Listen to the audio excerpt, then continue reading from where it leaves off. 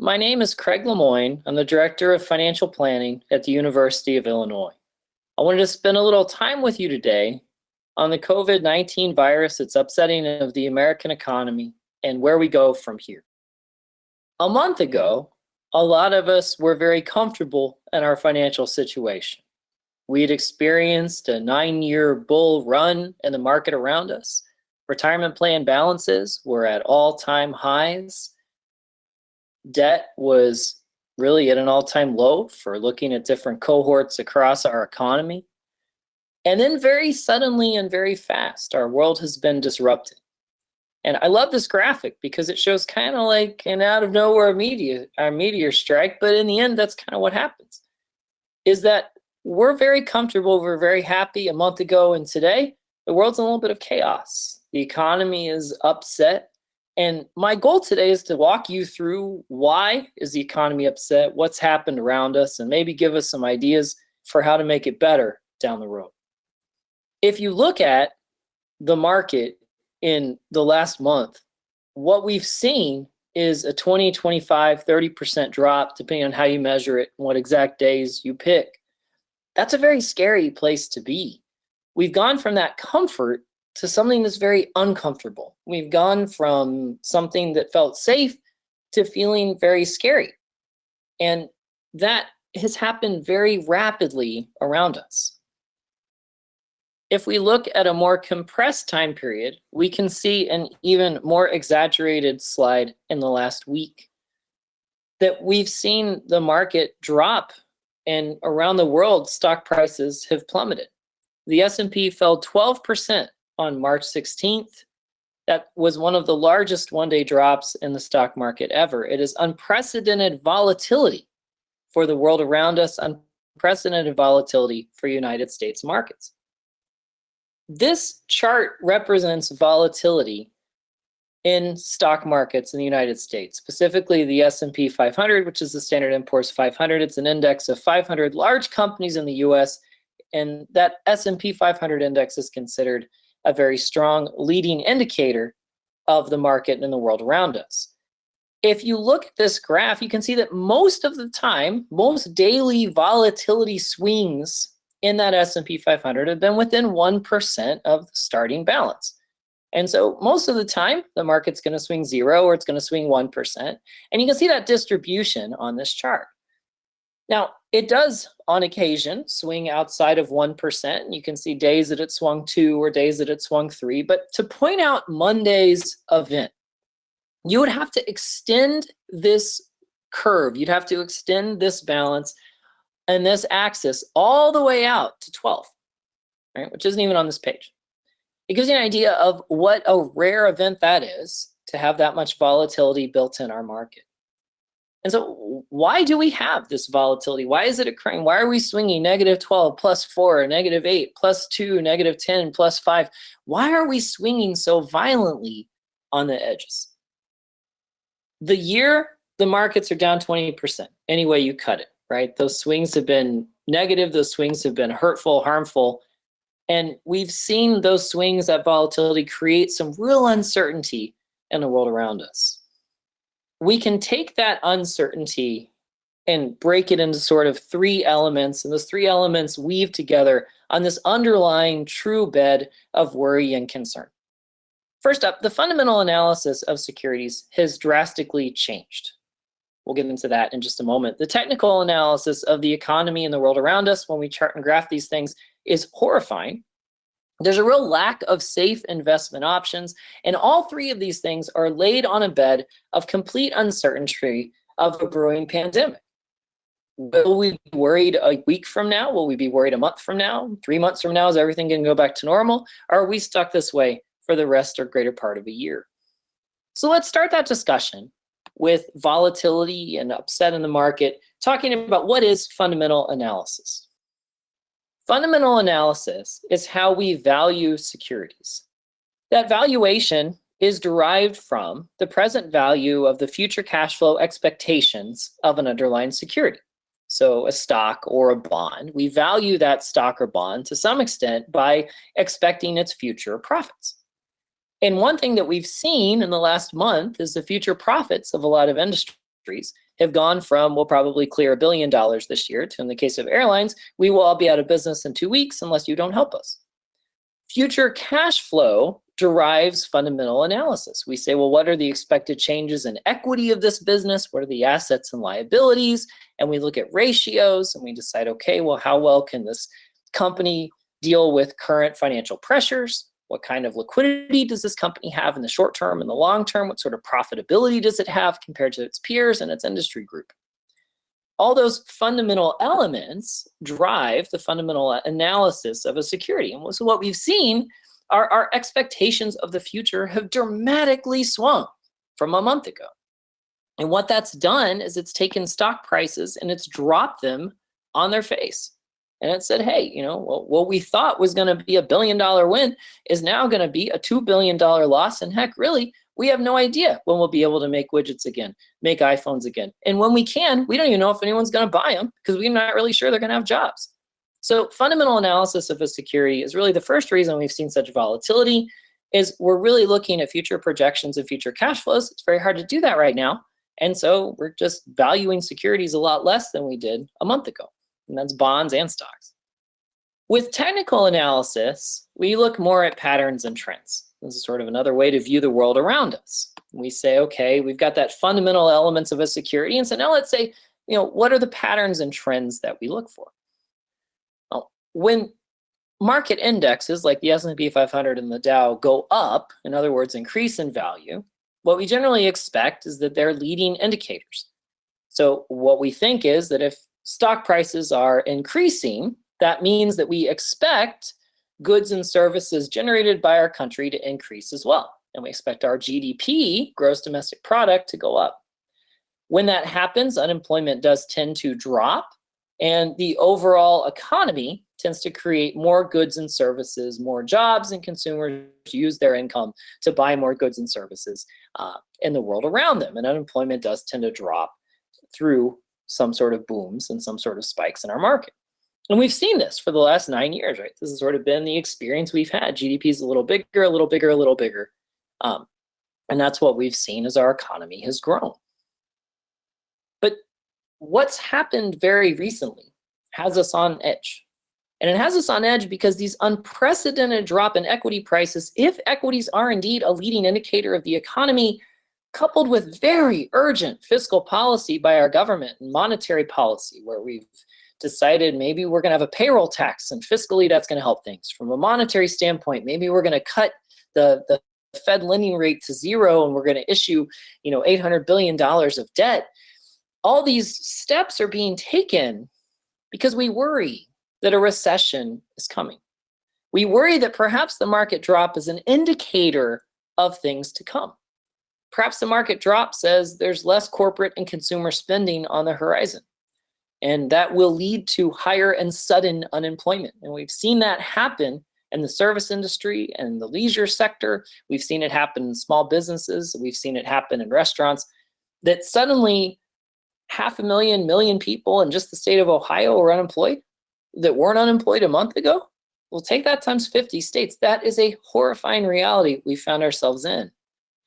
That will lead to a shrinking gross domestic product, will lead to even more layoffs, downsizing, and fewer new homes built, and the economy really kind of slowing down. So one of the second reason really is, we have fundamental analysis fueling volatility. We also have this technical analysis fueling volatility. Technical analysis has all of us really standing at a cliff and going, how far down is this going to go? Are we going to be able to pull it off in a month and not have a recession?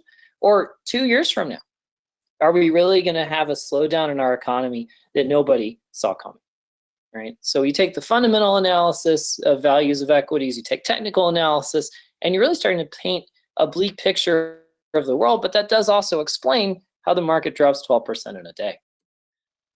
The third element in our economy that's fueling such heavy volatility is a lack of safe assets.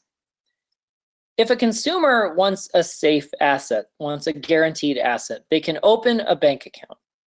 That bank account is insured in the United States up to $250,000 by the FDIC, Federal Deposit Insurance Corporation. And you can open accounts at different banks. $250,000 here, $250,000 there. And it works for individual investors. It works for families. You can have a safe store of cash, and even if the bank fails, the FDIC bails out the bank and you're happy and you're fine.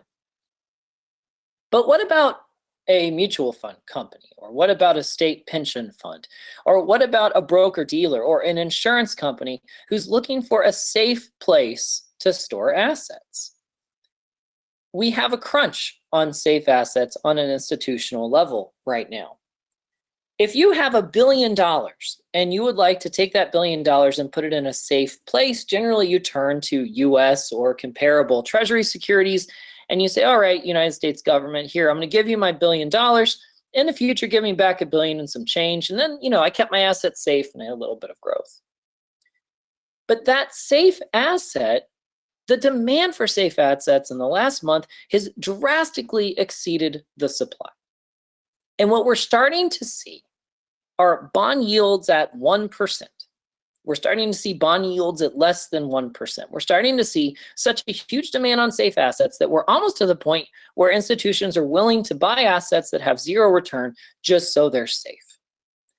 In fact, it's not that far out of the realm of possibility that we are soon in a situation where institutions are willing to pay more than the par value of a bond just to keep their money safe. Can you imagine going to a bank with $1,050 knowing you're only going to get back $1,000? But hey, at least your money was safe. The world of negative interest rates is here, it's real. And if we see an extended crisis, if we see an extended virus period, we'll be there. And so if you weave that lack of safe assets and you take the technical analysis and fundamental analysis, you can really start understanding kind of how scary the world is around us. And that all is taking place in the great unknown. We know that the virus is changing how we spend. We know that it's changing where we spend. What we don't know is how long it's going to. What we don't know is how bad it's going to get. What we don't know is how many people are going to get sick and how that consumption pattern, will it change forever? Will it just change for a few weeks? Are we going to quarantine the country or isolated pockets and everything will be okay? There is so much unknown. And you take the unknown and fundamental analysis, technical analysis, the lack of safe assets, and you can see where we are, and it's a scary place. So what can we do? The certified financial planner in me sees a storm ahead, and that storm is a nasty storm. And maybe it won't be as bad as I think, maybe it won't be as bad as I believe it will. And I question traditional advice that would say, just stay the course, do what you're doing now. I'm not entirely sure that's good advice to have. So what can you do? There's tangible steps you can take to stay healthy. The first of those is avoid checking your retirement plan. Your equities have dropped in value. Your bonds, even your corporate bonds, may have dropped some in value. High yield bond funds may have dropped some in value. If you check your plan and you're down 20, 25% from where you were a month ago, it's going to make you mad. That anger, that stress, that frustration can lead to impulsive decision-making. If you take equities and sell them and go to bonds, that's only going to be a 1% return. That won't even keep up with inflation. The best thing to do is to leave your retirement balance unchanged. Make sure your retirement balance is in line with your risk tolerance, but avoid checking it regularly. Right? That's a tangible step. It's just going to make you frustrated. It's going to lead to impulse decisions. It's going to lead to bad choices. And eventually, when the economy does recover, you won't be there to recover with it. So first step to stay healthy, avoid checking your retirement plan balance. It's going to do a lot more harm than good. The next step to stay healthy is there's a legitimate chance we get quarantined here. It's important that all of us have some food on hand for the next few weeks. The recommendation is anywhere from 2 weeks to a month that we should be self-sustainable. And in the event we're quarantined, this is going to be a very important reality. It's especially important for those of us with seniors at home, with those of us that have kiddos, that we're able to function if we were quarantined, if there were some more travel restrictions put in place, that we'd be able to make meals and that sort of thing. But that said, if we buy more food than we need, we wind up wasting the food. We wind up wasting the food from a community resource. We wind up wasting it financially. So try to keep yourself in check on that front. My second bit of advice to you is make sure we only buy what we need. Make a grocery list, plan ahead, just like we would with a budget, and make some smart financial decisions around that. Avoid the impulse to buy stocks on sale. I'm not sure they're on sale yet. Looking at technical analysis, I don't think any of us are sure they're on sale yet. We're very early in a pandemic. Schools are closed, we're slowing down, but we don't really know what a month from now holds. Trying to time the market doesn't work for consumers. It rarely works for institutions. There are long-term challenges that are troublesome to think through of an industry. And yes, it's important to continue saving weekly or monthly to future goals, but taking your precious cash reserves and dumping them in stocks right now can be very risky, and you can wind up being very hurt. For my financial planning friends and consumers, consider unemployment insurance and learn about it now. How would your clients file? How would your parents file? How would you file if you needed to? Become very familiar with state programs. Some states have made exceptions in this virus environment. Illinois has. That makes it a little easier to file and makes the requirements once you file less burdensome on you. But understanding these programs and state benefits are very important. It can add tons of value to those around you if we do start seeing widespread layoffs in sectors around the economy. Other programs too, SNAP and WIC and TANF and other types of income assistance, housing assistance, food assistance programs can make all the differences in the world. For students watching this, if you've lost your part-time job, state unemployment insurance do apply to you as well. These safety nets are critically important to our economy and our society. This is what kept the 2008 crisis from turning into a full-blown Great Depression. It very well may save us again here. So learn about benefits from a federal and state standpoint now. They can only be your friend later. Stay busy, find a routine. Check in on those around you. Community is critical. We want to be safe about it, practice our social distancing. And having a routine can be very valuable in successfully working from home, just like having a budget is very valuable in making your financial goals happen. So finding that routine, sharing that routine, living by that routine, if this is 2 weeks, if this is 2 months, if this is 4 months long, having a routine is going to keep you successful. It's going to keep your mental health moving. And then check on those around you. Share that routine, share that community. As part of that routine, maybe you check in with some neighbors. You'd want them checking in with you. And you can check in safely. You don't have to invite them in your house for tea, but you can also knock on a door, make sure everybody's okay, especially those that are more vulnerable than others. And those routines can really keep us moving, successful, and happy down the road. Let's talk a little bit about cash. There's 3 things we need to do with cash as we sit on perhaps a recession. First up, let's extend those cash reserves. The rule we've looked at for the last 10 years has been cash reserves should be 3 to 6 months of your living expenses. I think now it's time to go to 6 to 12. So if you have that luxury, if you have that ability, let's get 6 to 12 months of cash in a credit union, in a bank, and somewhere safe. With regard to cash, let's keep some of that on hand. A few $1,000s of cash in your house, safely, guarded, of course, in your premises, is going to be really important. If this recession turns into something, if we wind up being quarantined, some cash on hand can go a really long way. And lastly, with cash, your expenses may have changed.